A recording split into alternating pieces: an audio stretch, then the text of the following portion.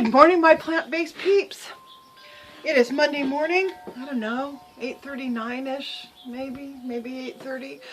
I just rolled out of bed. That's why I've got bedhead, and I sort of look like death on a cracker this morning, but that's okay because you guys love me anyway.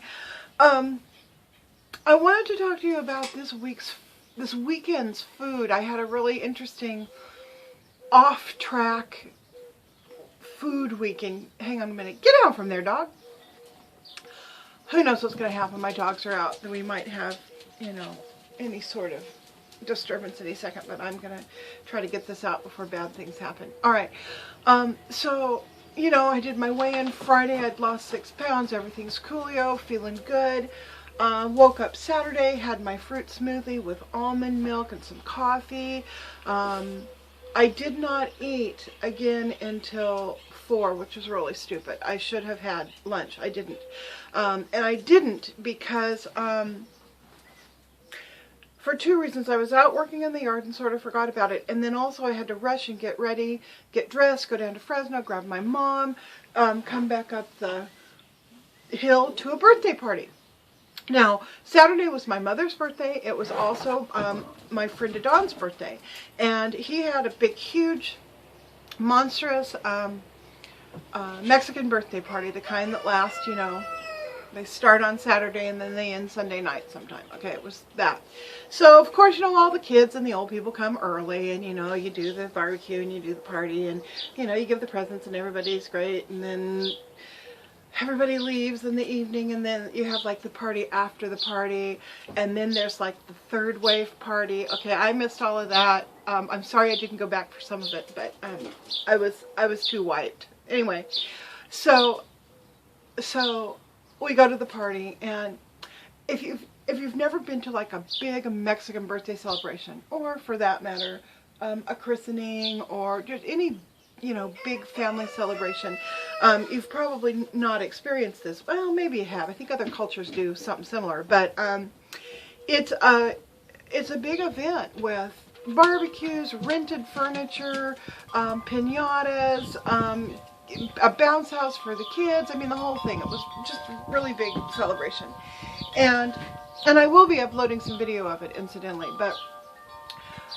one of the other things about going to a big Mexican party is that you don't refuse food. You just don't. It's insulting, and it is it kind of hurts their feelings if you don't eat. So I had planned on eating. I knew I was going to eat. I was going to eat most of the stuff that was like the beans and or rice stuff, and then the salad, and then I knew I was going to eat some of the meat. I had planned on that. So that's what I did. I got my plate. It was beans and rice and some macaroni salad, which was a downfall because I ended up going back and getting more. I really wanted the macaroni salad. And beans, rice, macaroni salad. And a chunk of it was like a pit barbecue is what they did. He raises goats, and they cover your ears, my vegan friends. I'm sorry, but they barbecued they butchered the goat the day before and then did the cooking, so it was all cooked and ready to go the next day. Well, I think it cooked for like 24 hours. Anyhow, so sorry. I know that hurts some people, and I'm still struggling with that. I mean, this is an aside away from the party.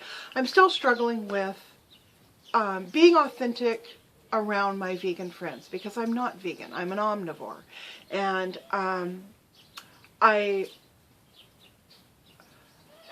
want to be respectful, and I don't want to hurt anybody's feelings. I'm not rejecting the veganism as a lifestyle choice any more than I reject homosexuality as a lifestyle choice, for that matter. But I personally am not vegan, so I do eat meat. Although this 6-week experiment is part of my not eating meat. But I did eat meat for the party, and I just explained why. So anyhow, so this is how I reacted to the food, and that's the whole point of this little exercise. First, beans and rice, I didn't feel like I needed any more. I got smaller servings because I eat it all the time anyway. and my own experiment. The meat, I had a hunk about this big, I guess. I gave a little bit of it to my mom. It was very good. I enjoyed it, but I didn't feel like, ooh, I want to go get more, or I didn't feel like, ooh, I'm missing flesh or anything like that. It was okay. It was real good, but it didn't precipitate, you know, I don't know, a craving, I guess it would be. Which incidentally is different than it often is with me. I mean, as far as I'm concerned, if one hamburger patty is good, 3 is better. You know, if 2 chicken legs are good, 5 is better. You know, I love meat. I just love it. So it was interesting because I didn't feel like I needed any more. The tortillas, I had 2 tortillas. I didn't feel like I needed any more. I had a piece of birthday cake, which was my very favorite, Tres Leche's cake, which is this kind of grainy Mexican cake that's kind of a caramely flavor with, it's wet, I think it's soaked in cream or milk or something, it's really good, with a whipped cream frosting, I mean, all the stuff I love. Tres Leche's is my favorite, well, one of my very favorite cakes. Anyhow, I had my piece of birthday cake, didn't feel like I needed any more. I was doing great, doing good. Didn't have, But the only thing I did that I shouldn't have done was I went back for more macaroni salad, because I did have a carb craving after the macaroni salad. So that's the thing I wanted more of. I got more of it. Here's the interesting thing. I also drank a Dr. Pepper. Now, I love Dr. Pepper. Or maybe I used to love Dr. Pepper, because I drank the Dr. Pepper, took a slug of the Dr. Pepper, oh, it tasted good, fine. Another couple slugs. And then I started to notice it tasted off or weird or funny. I got down a little below a half a can of Dr. Pepper, and I realized that this is what Dr. Pepper actually tastes like, and it tastes nasty. I mean, it's like, what in the world? Have I really been drinking this all these years and enjoying it? So I just poured it out. I didn't want any more. So that was my food experience from the party. It was sort of a counter experiment to my experiment. So I you know, I'm learning as I go. So the next day I get up feeling pretty good. Did a great job yesterday. I learned a little bit about macaroni salad. Got to be careful around the macaroni. Still, you know, I'm still craving that. Don't need to be careful around soda because it tastes kind of nasty anyway, or at least Dr. Pepper does. So I started my day with a low-carb wrap. This is Sunday, yesterday. Low-carb wrap, some water, took my vitamins, had a lot of vegetables in my wrap, some hummus, a little bit of my own beans that I had made. Just doing good, went out and worked. Then I was supposed to go to dinner with a friend who was cooking from the Moosewood Cookbook, which I want to talk to you guys about in a bit. But so I come inside to get cleaned up. I think I better eat a little something, because I could feel like I should have stopped and come in for lunch. I didn't. I worked for, I don't know, 2 or 3 hours outside. So I come in, I get cleaned up. It's still some time to go, so I think, well, I better eat something. So I had a few rye crackers with some nut butter and honey, which I've decided I'm going to still eat honey. I don't like the way agave tastes, and I don't feel any necessity to not eat it, for me personally. So I'm going to continue. Well, so I had my nut butter, my drizzle of honey on my rye crackers. That was cool. And then I made the mistake of thinking about macaroni and cheese. All right. Saturday's macaroni and cheese obviously wasn't vegan. It was full of, you know, cheese. I mean, yeah, real cheese and blah, blah, blah. But I had remembered that I'd seen this vegan macaroni and cheese all over the internet, right? All these different recipes. So I pull up a couple recipes, and they all required cooking. You had to like cook potatoes and carrots and mash those up with a little bit of tofu to pretend like it was cheese, blah, blah, blah. Some of them called for nutritional yeast, some of them didn't. And I got to thinking, well, how come you can't just boil up a pan of macaroni, drain it, slap in some of that earth bound, or whatever it's called, earth balanced, you know, vegan margarine, and sprinkle in some some nutritional yeast and throw some spice in there and mix it up and eat it. How come you can't do that? So I thought I would try. Well, I did. Mixed it all up, threw in some of my Pinsey spice that I put on everything, just about everything I eat. Take a bite of it. It was the best macaroni and cheese I've ever made. I'm not kidding.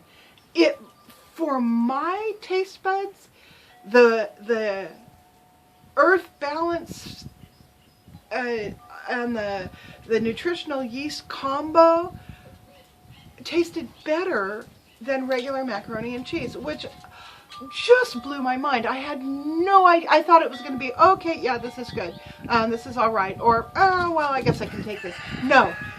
If I ever make macaroni and cheese for myself from here on out, that's the way I'm going to do it. Whether I'm eating, you know, plant-based, or if I someday become a vegan, or if I stay omnivore, I'm gonna make that. I can tell it's gonna be made into my future. So my problem though was I made too much. I didn't make a serving. I made like 4 servings and I ate the whole damn pot, right? I just could not stop eating this stuff. So I was full when I got to dinner. Well, there was a couple hours before we actually ate, and I could have definitely not eaten anything. But again, it was a meal prepared for me by a friend. And here's the neat thing. This friend grows most of her own vegetables. She get down from there, bowl. She has chickens for her own eggs, blah blah blah, and she knows that I'm eating plant-based, so she made a plant-based meal for us last night. It included a chopped green salad, a carrot salad, some quinoa, a kind of a quinoa salad that she'd made, and then she made tabouli. And the tabouli she made was more or less out of the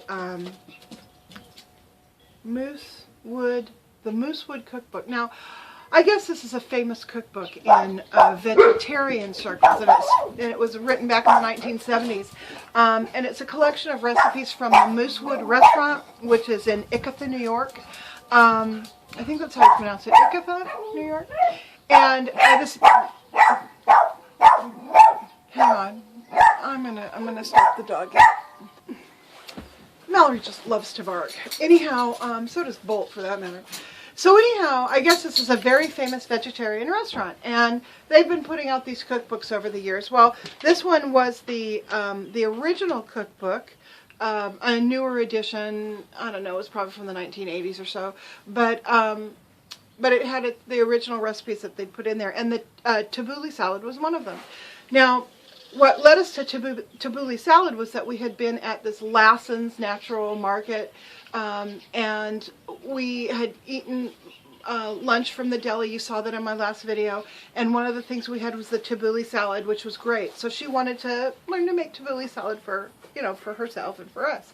So that's what she did, and her tabouli salad was lighter on the parsley, just simply because she ran out. And I don't think she put mint in it, and she might have put more lemon. I mean, she adjusted it to her own taste, but it was marvelous. I just loved it. So I had a weekend of food experimentation, kind of back spooling to things that I had eaten before I was on the experiment, and I was learning some stuff. I mean, it's good. I think when you're doing something like this, it's important to stay current with all the stuff that's going on. For example, I'm going to eat plant-based for 6 weeks, but I have a dilemma, so I have to make a choice. Do I continue eating plant-based, or do I pretend to eat something on the plate at the party and not actually eat it? What do I do? Well, I decided to be authentic and actually eat the thing on the plate. So, that felt right to me.